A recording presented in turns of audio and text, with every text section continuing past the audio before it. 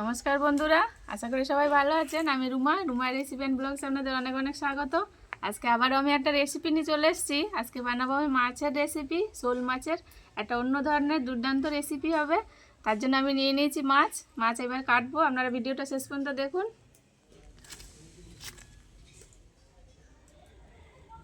এই দেখুন, মাছগুলো আমি বাজার থেকে এনে এখানে বালতিতে জাবিয়ে রেখেছিলাম। এবার আমি তুলে নেবো। কিরম জ্যান্ত লাফাচ্ছে।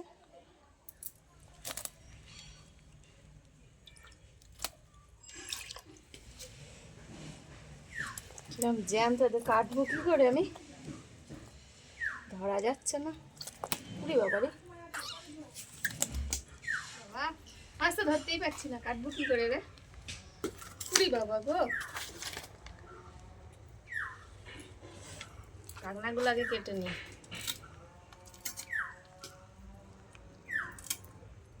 এমন লাফিয়ে উঠছে, ভয় লাগছে কেন বাবা। পাখনাগুলো কেটে আগে একে সাইজ করতে হবে, নাহলে খুব লাফাচ্ছে।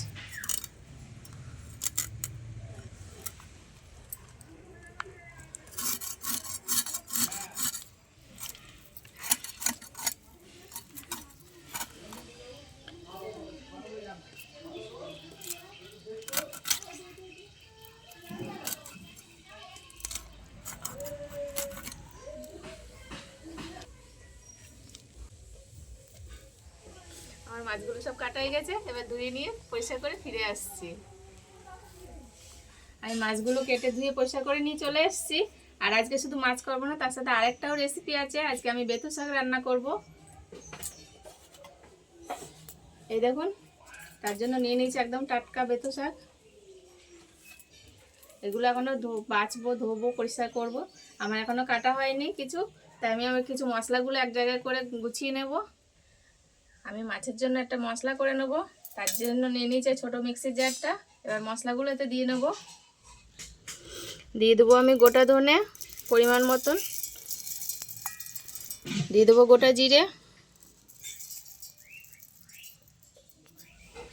দিয়ে দেবো অল্প করে সর্ষে, সাদা সর্ষে, আপনারা চাইলে কালো সর্ষেও দিতে পারেন। দিয়ে দেবো অল্প পরিমাণ মতন আদা কুচুনি। এখানে আমি 8-10 কোয়া রসুন ছাড়িয়ে নিয়েছি, দিয়ে দেবো। আমি এখানে 8টা লঙ্কা নিয়ে নিয়েছি, কাঁচা লঙ্কা দিয়ে দেবো। পরিমাণ মতন অল্প করে জল দিয়ে দেবো। আমি এবার এটা একটা পেস্ট করে নিয়ে আসবো মশলাটা। আর মিক্সিতে একটা ভালো পেস্ট করে নিয়ে চলে এসেছি মশলাটা। এবার এই মশলাটা দিয়ে মাছটা ম্যারিনেট করে নেবো। মাছে দিয়ে দেবো পরিমাণ মতো নুন, দিয়ে দেবো হলুদ, আর দিয়ে দেবো অল্প করে বেটে রাখা মশলা। মশলার সাথে ভালো করে মাছগুলো মাখিয়ে নেব।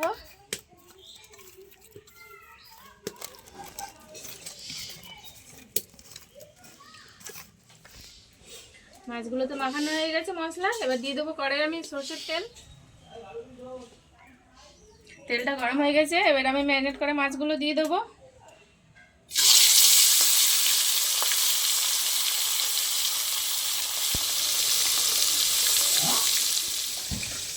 ওদিকে মাছটা ভাজা আসছে, আমি মাছের জন্য এবার পেঁয়াজটা কেটে নেবো।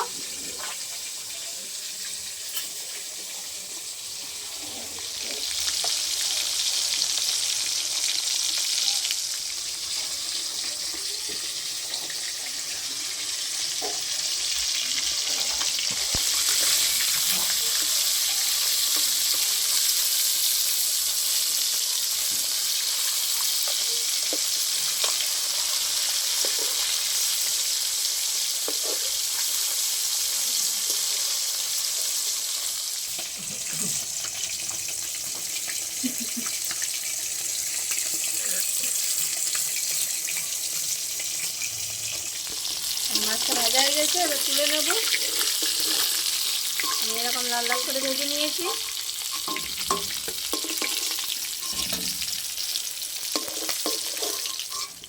বাকি মাছগুলো একই রকম ভাবে ভেজে নেব।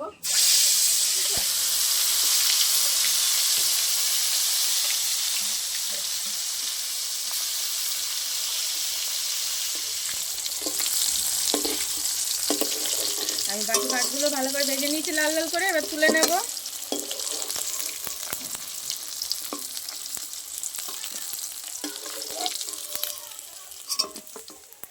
ভাজার তেলে আমি দিয়ে দেবো গোটা জিরে ফোড়ন। ফোড়নটা ভালো লাল লাল করে ভাজা হয়ে গেছে। এবারে আমি দুটো পেঁয়াজ কেটে নিয়েছি, দিয়ে দেবো। পেঁয়াজটা ভালো করে একটু ভেজে নেবো লাল লাল করে। আমি কাজের ফাঁকে ফাঁকে শাকগুলো বেছে নিচ্ছি। হাত করে আলাদা করে বাছার সময় হয়নি, তাই আমি মাছ রান্নার মাঝে মাঝে শাকগুলো বেছে নিচ্ছি। একটু এরকম করে ডোকাগুলো কেটে নিচ্ছি গোড়াটা ফেলে দিয়ে। আমার পেঁয়াজটা লাল লাল করে ভাজা হয়ে গেছে। এবার দুটো টমেটো কেটে নিয়েছি, দিয়ে দেবো।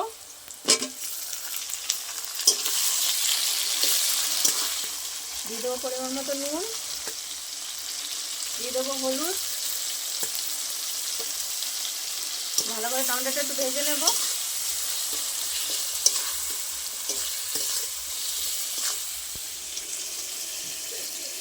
শাকগুলো একদম কচি, শুধু এই আগাগুলো কেটে নিচ্ছি। একদম নরম, এর কিছু বাদ যাবে না। এই দেখুন,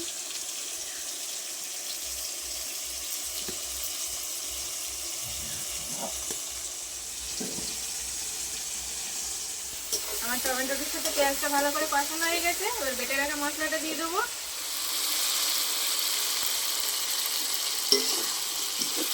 মশলার সাথে আর একটু কষিয়ে নেবো।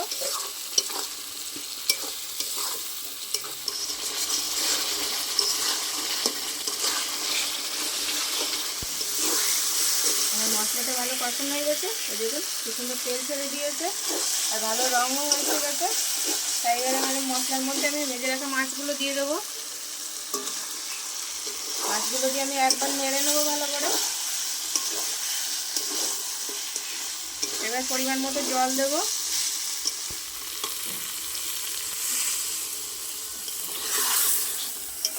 আর মাছটা একটু গ্রেভি গ্রেভি থাকবে, তাই বেশি জল দেবো না।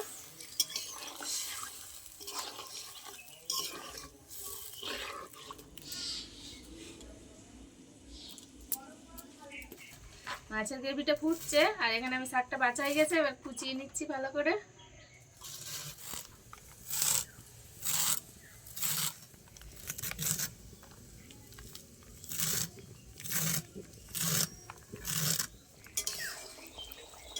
মাছটা একদম ফুটে গেছে ভালো। এবার আমি আরও কিছু মশলা দিয়ে দেবো। নামানোর আগে দিয়ে দেবো গরম মশলা, দিয়ে দেবো একটু ঘি, আর দিয়ে দেবো কিছু কুচনো ধনেপাতা।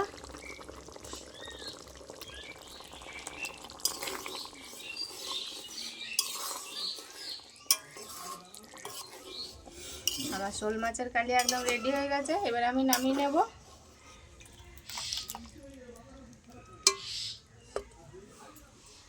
মাছটা নামিয়ে নিয়েছি। এবার আমি শাকটা বসিয়ে দেবো। তার জন্য দিয়ে দিচ্ছি কড়াইয়ে সরষের তেল। তেল গরম হয়ে গেছে। তেলে এবার দিয়ে দেবো 5 ফোড়ন, আর দিয়ে দেবো 3টে শুকনো লঙ্কা। আমি ফাটিয়ে দিয়ে দেবো।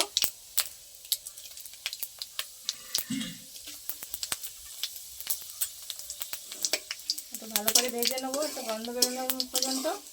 আর ফোড়নটা ভালো ভাজা হয়ে গেছে, একটা গন্ধ বেরিয়েছে ভালো। এবার রসুন কুচি নিয়েছি আমি, কটা দিয়ে দেবো।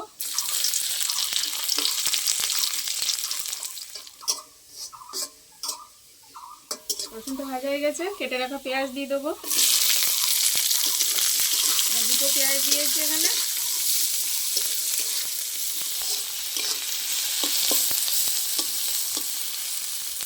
আমার পেঁয়াজটা ভালো করে লাল লাল ভাজা হয়ে গেছে। আর কেটে রাখা আলু আর বেগুন দিয়ে দেবো।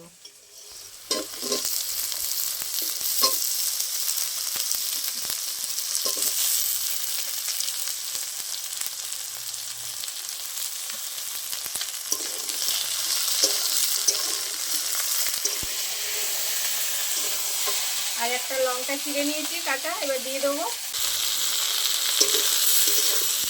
দিয়ে দেবো পরিমাণ মতো নুন, দিয়ে দেবো হলুদ গুঁড়ো।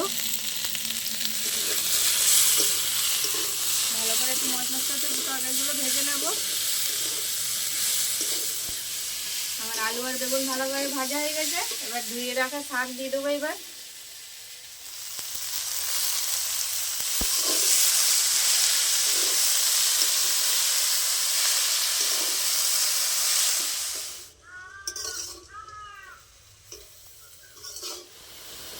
আমি শাকে অল্প পরিমাণে একটু চিনি দিয়ে দেবো, টেস্টটা ব্যালেন্স হওয়ার জন্য।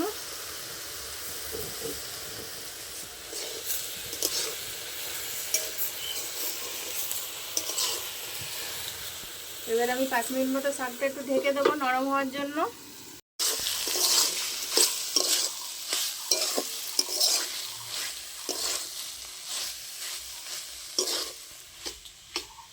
আর বেতো শাকের ঘন্ট হয়ে গেছে, এবার আমি নামিয়ে নেব।